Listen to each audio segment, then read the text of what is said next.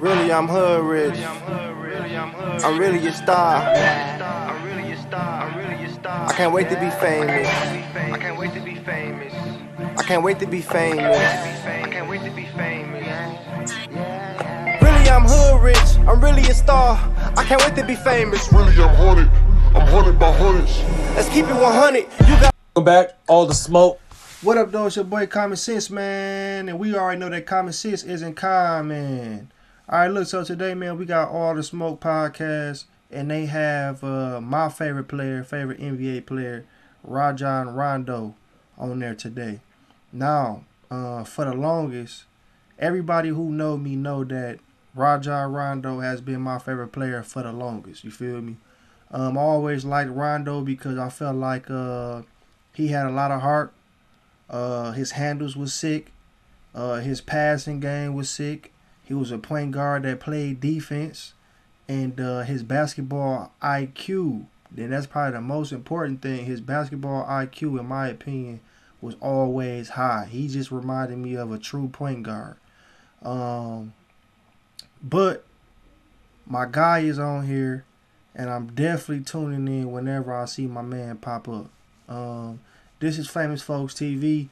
I'm your boy Common Sense. Like the video, because liking the video is more important to the YouTube algorithm these days. Subscribe to the boy if you're feeling the boy content. Let's go. It's a reaction. LA run. Yes, sir. Had a good day. But, man, we get to sit down with, the newest member of the All the Smoke production team family. God. Welcome to the team and the show, Rajon Rondo. Yeah. Welcome, man. I mean, Already. Okay, so we're look, here. Hold on. So, I thought my man was just finna be on here just pretty much getting interviewed. But Matt Barnes just broke the news and said that Rajon Rondo is finna be the newest member to the podcast. Now, that's what's up. I always rocked with All the Smoke. But now that my boy Rondo is on there, I'm definitely finna be checking in a little bit more often because I know, especially if they get to talking about basketball, he finna have a lot of knowledge to give to the people. You feel me? That's one thing that I like about the new media. The new media is players, previous players, current players, talking about their game, and they give the insights from experience. Not just a reporter that studied the game and was on the side of a player for their whole career, giving their opinion. These guys have actually been in the game, they played it, and they know exactly what's going on out there. Rondo, like I said, so smart, IQ so high that I'm pretty sure he's gonna be breaking the game down in ways that we didn't even think games were being played within the game. We've been talking for a few months, and we're really excited we were able to get this deal done with you, and just excited to what you bring to this space as far as a lot of knowledge in the game, a lot of years in the game, a champion, a future Hall of Famer. What is your goal in this content space? Just to kind of share my knowledge of the game, I like a lot how of projects I want to get into eventually. But, first off, I want to say thank you to you all taking this chance with me. And I feel like it's going to be a great fit, obviously. Our personalities are similar off the court and how we play the game on the court as well. So there's a lot of synergy in this group. And that nigga didn't go to dreads. I'm glad to have you, bro. Last time we talked, you were fresh off a bubble championship in 2020. Another one. What's new? What's going on? I know you're going back to school right now. I know you haven't officially retired. Like, what's going on in your day to day? Day to day, man. I'm actually I'm on spring break, so I'm out here on spring break. This guy's a student. He's in LA for spring break. That always has been wild to me. Like when a player in any sport that was a professional, when they go back to school, I feel like when they go back to school and they done had a nice, decent career in any field that a former athlete was in, I feel like, man, you gotta respect it because at that point it's not about the money. It's more about them just wanted to be schooled on something else, and they opening in their horizons for other avenues. You feel me? So that's what's up. Shout out to him for that. You're probably going back So to I'm in Kentucky school, for real. full-time student now. Dope. Back Is trying to this finish Monday my through, degree. not to cut you off, Monday through Friday online? How is it? No, like? I got 2 in person and 2 online. Okay. So I And you're actually back in enjoy it. Kentucky. I'm back at University of Kentucky. Man, that's dope. I go Yeah, twice that a is week. dope. Okay. I take the drive down, but like I said, it's fun. You know, I'm loving this new adventure. They definitely paying for it. The league The NBA's paying for it, The right? NBA's paying for it, Well, yeah, speak so to I that said- because I don't think a lot of Yeah. guys, you and I That's talk about, I don't wild. think a lot of guys realize that. So listen, that's interesting for real. For if the NBA paying for his college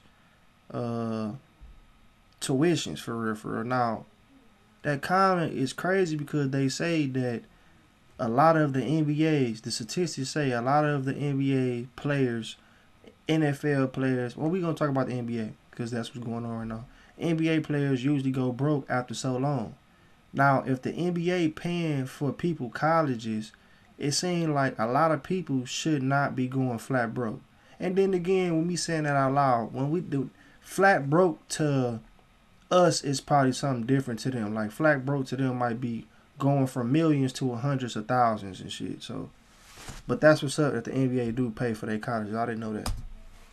The NBA will pay for you to go back and get your degree. I don't know if Jack has a chance because he never even started his shit. But for those who already tiptoed in college, talk to how that absolutely. project Even works. not if you haven't tiptoed. I mean, the league still, I think, up to like maybe 6 years of retirement will pay for your education up to, I think, $20,000. So as long as you maintain a certain GPA, they'll pay for it and you get That's it what's done. up. So I commend everyone that's ever done it or going back. But I encourage guys that aren't playing anymore or haven't played, help them transition because a lot of guys don't necessarily do well with retirement or not have something to do. But school for me has been fun. I'm actually enjoying it more now than I did, 18 years ago when I was back in UK trying to just get to the league. That mindset. So is what is it probably more like about being business. back on campus at 38? I mean, we were just at UCLA the other day and we had to hurry up and get off campus because there was just a lot of shit going on. Not too much. But what was, about I mean, them- what's it like? I we mean, talking about obviously them young our mindsets are females. way different from when we were 18, 19, Absolutely. 20, walking on our respective campuses. Now you're a grown man with a family and a whole career behind you. What's it like on the day-to-day? I mean, pictures, seeing old professors. I mean, what's the day-to-day like on campus? Day to day, you know how I move. I'm pretty much in and out. I park right where I need to park to get on campus to get to class. Like I said, my earlier semester classes, like last year, they were longer walks, but these 2 in particular I go to this semester. Then right next door, I go to class from, I don't get each time, but I go to class, on Tuesday and Thursdays. And, like I said, it's no big deal. I go to class, one of my classrooms is about 12 kids. 12 young men and women, and then the also other class is 135. So bigger it's class. fun. Yeah, it's That's both dope. fun. I'm learning a lot, and I'm glad I'm doing I it. know I'm niggas be thinking asking so. for I'm throwing the autographs, idea out there already and asking to making take it come to pictures, all type fruition. of So shit. my twins want to go to UCLA, and I'm like a semester away from graduating. So if they go back to school, I'm gonna go back to school. But I want to turn it into a show. Like I want to turn it into like a scripted dramedy about a washed-up NBA player going back to school with like 2 up-and-coming 5-star sons. That's all. So Hell of a mix. I think I might do that, man. So That is a we're hell gonna of a see. mix. Your son, you're a coach now. I get a chance to coach my kids. Jack coached in the I gotta past. check But his what is that son out. experience I like? ain't He never just went seen his son viral before. on Ball Is Life. So what's that journey like? It's a different way. I want to talk to you about that too because you shook your head. What's it like being coaching your son and just seeing that him excel in something he loves so much? It's a joy. It's definitely a joy to coach my son, and that he's at the stage now where he's listening. So How old is he? 11, 12? He's 12. 12. He's 12, and he's a sponge of the game. He wants to get better each time, and me, explaining to him, understand that he has a target on his back. As you mentioned, him just going viral. We just came back from a big tournament down in Hoover, and all the. Hey, listen, he said his son got a target on his back. That's a fact, and I feel like everybody should know that. If your son follow your footsteps, I don't give a fuck if it's NFL, baseball, hockey, the NBA, and your dad was a popular player, and everybody know that, everybody definitely gonna be on your head, especially with social media nowadays. You know what I'm saying, going on. I remember as a kid being in middle school, people used to say I look like Darius Miles, and that was a thing that went around the school. And I played along with it, you know what I'm saying, with it being funny, but I didn't expect it to catch fire, and it did. And to make a long story short, man, when it came to the basketball court, people expected certain things out of me for sure.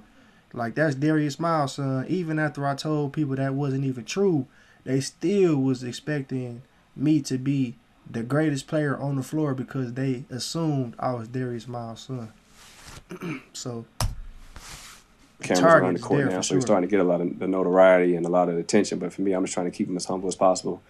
He doesn't have social media. And then when my team is with me that particular weekend, I shut social media down because I think that's affecting these kids to when they don't give a damn if you win or lose. It's like as soon as you get out of the game, they on the ground. Yeah. Who tagged me? Who posted me with what? It's like that's fucking our young kids' heads up, and that's just not what we allow in our program for the most part. I like that. Jamal Crawford made a post a few weeks ago about parents and outside noise, and obviously we came up in a different time. You're a little bit younger than us, but in the same kind of age group. And Wave, all this, Same era, again, boy. kids can loop me 3 and done or 2 and done, but you'll see a highlight tape up, the next second. Right. So what is like your focus and how successful, you obviously touched on how successful has it been on understanding what the big picture in, but also enjoying the ride, allowing the kids to enjoy the ride?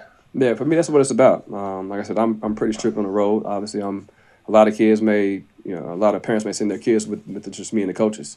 So obviously, we're their extended dads on the road, and for me, it's a great experience because I teach them discipline. We go to bed at a certain time. I take their phones. Like I said, I already say we don't have social media, and it's a business trip. Kind of how we approach it in our game. I try to teach them the same level of how we doing in the NBA. It's like I said, we come here, we ain't getting in swimming pools. We ain't doing this in the third. We're going to probably go to movies and sit and relax if we get a good time. I feel like that's the benefits of having a ex-NBA player or ex-professional player in any sport. They can share that game to you about how it is and what to expect when you get for the next level.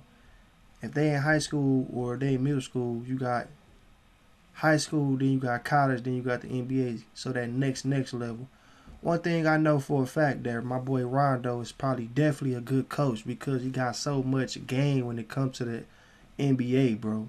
LeBron James, man, in his newest podcast, Mind the Game, he said that Rondo was one of the people who he consider have the highest IQ. One of them players that actually can be a player's coach. You know what I mean? So I know his players is definitely getting good game. His son probably got game. I gotta check his son out.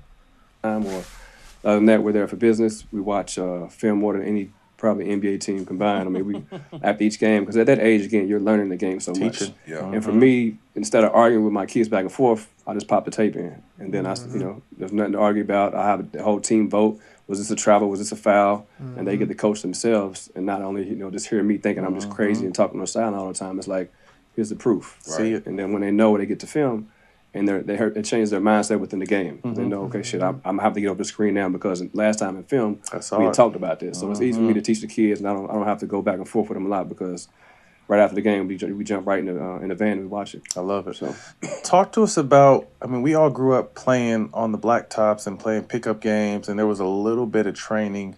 Now it's so much one-on-one training and then just games, and I feel like kids don't really know how to play the full game of basketball. Everyone needs the ball in their hands to be effective these days. Correct. So talk to us about kind of just the new form of training, because I feel like kids are very skilled, and even the younger players in the league, super, super skilled, but I feel like they lack just an overall understanding of the game and sometimes lack a little bit of IQ as well.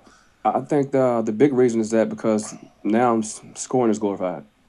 The game is pushed so much, so if you can score, you can play. If you can score, you can get to the league. Facts. It's like, Listen, I think so the game let me say something about that. I think scoring has always been glorified. So like I was saying, man, back in my days when I was playing basketball, I was more of a defender. And I was a defender because that's what I took pride in. That's what made me enjoy the game. Back in my time, we used to be like 99 this, 99 that, talking about 2K ratings. And I remember the thing for me was 99 defense. That was something that I always took pride in. Make a long story short, man, I ended up not making my high school basketball team because I was a defender, and I feel like coaches didn't see that because they wanted to see the people that can put the ball in the rim. So they was not appreciative of somebody that played defense and had good defense. Man, I felt like in them damn tryouts, bro, I was getting so many steals and rebounds and shit like that I should have made the team for sure, bro. I just remember the other players on the team was like, man, such son ain't made the team, and coach got mad. He got the asking them like, you want him to take your spot? Because I'd switch him out. But back to the point, I felt like scoring the basketball has always been the main thing in defense and other stuff was overshadowed for sure.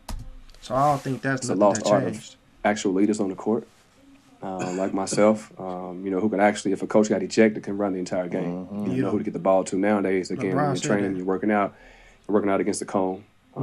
These cones in the games move, and then it doesn't translate into the game to where you're just focused on individual play and don't know how to make your teammates better or doing intangibles or things that don't show up on ESPN. All the little things that make a team click, come together. And for me, like I said, the main thing is just being a leader. You can't teach the game from just playing or just drilling with a trainer 4 days a week. Go back and work for us. We hooped.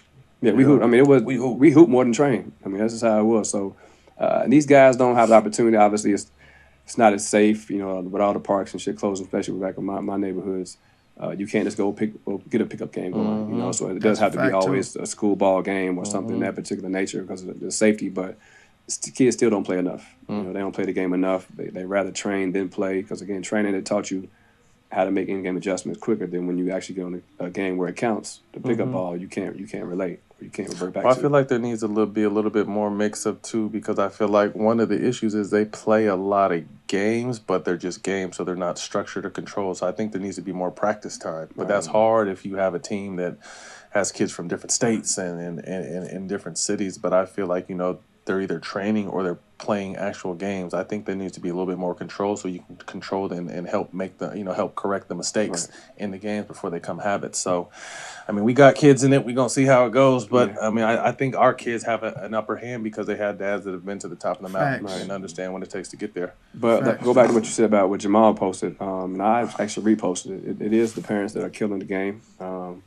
I see so many parents now and just got their cameras in the stands, but it's for a highlight tape versus, if you're going to record it to teach your kids, not to make a highlight tape. And then when he has to go against some smoke or he faces challenges, he doesn't know how to handle those things. So for me, it is the parents. The parents, even on some of my programs, I got 4 teams now, don't like the way I may do things. I'm thinking to myself, like, well, you came to my program for a reason. So, Right.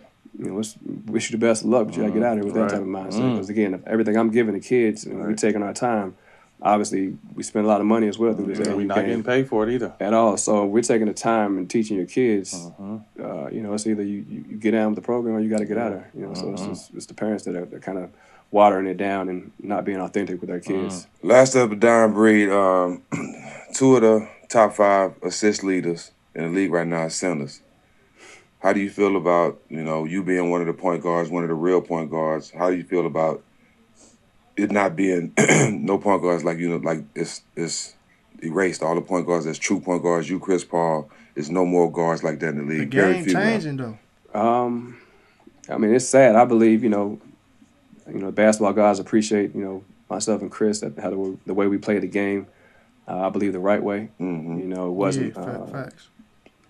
Not that every guard is scoring down is selfish, but at the same time, the point guard is the leader of the floor. He's an extension of the coach on the floor. And like I said earlier about if a lot of these coaches got thrown out the game, the point guard wouldn't know how to handle the situation. They wouldn't know what plays to call down the stretch of the games. They wouldn't know who to get the ball to at certain times, different matchups. So, it's sad the game has gone this way, but again, the league wanted scoring. The league pushed, 160-point games. Like, there's no defense isn't being, cherished. There's a defensive man award, but nobody really talks about it. Right. It's not like that guy's an actual defensive player that can stop and play both sides. So I know you was talking earlier about how Anthony Edwards plays both sides of the ball, but guys aren't valued as much, I believe. It's like they'll say a 3-and-D guy, but the stars aren't playing defense. Right. The stars aren't the matchups. And I seen the tape the other day with him checking PG. Yeah. Locking that shit up. And I was like, man, like he wanted that smoke. And he said that since USA that he's the guy that plays both sides. So to see him actually do this at a young age, kudos to him. But the point guard is gone. And we respect that shit actually doing. Absolutely. Yeah. Now it may come back, but at the end of the day, I don't know. Obviously, they're going European style. They're now trying to get to Africa. I mean, they're pushing the game differently, and I don't think the game is being taught or valued as it should be. But that's the way the wave is working. With teams like Phoenix abandoning the point guard completely, how you feel about that? I think it's gonna be hard to win that way. I think it does. Everyone wants to be different. Again, I don't still see them having a leader on the floor. Because again, you got 3 great first ballot Hall of Famers that know how to get their shot first. They get their shot. That's who they are, and that's okay. But for me, like I said, that was easy for me to manage in a sense. I was taught by Doc, great leadership from Sam Cassell, my vets, PJ Brown, but that was my mindset. I was always a selfless player. I wanted to make my teammates around me their job He was easier. pass first for no sure. matter how many greats I played with, I wanted to make them okay. If you average 26, my dog was pass first for sure. Like, he was definitely the true definition of a true point guard. But I swear to God, and I ain't gonna lie, he my favorite player, but the nigga could not shoot. But I swear to God, bro, he had some games where he was knocking down shots. And, bro, when Rondo jump shot is falling, bro, my man is unstoppable. Like, it's games where I done seen him hit threes, mid-range, layup. His layup package was crazy, too. You feel me? But it was games, bro, where his jump shot was falling. And when that dude was doing that, that motherfucker was unstoppable. And it looked crazy, like a cheat code. let me get you to 27, shooting, 10 more or 6 more percentage higher on your field goal percentage. You know what I mean? So it was like I want to make the game easier, and that's how I studied their game and studied my game to make sure it mixed and went well. Yeah, P was already a 30-point scorer, but then you getting him 6 to 8 easy was a game. That was a quick, easy 40 on us. 4 layups, okay, we're in the field. Let me go to P right now. Now I get P. Now he gets 2 free throws. Now he's in the rhythm. So it's like, just to be able to manipulate the game that way, I'm pretty sure nobody really thinks that the game that way.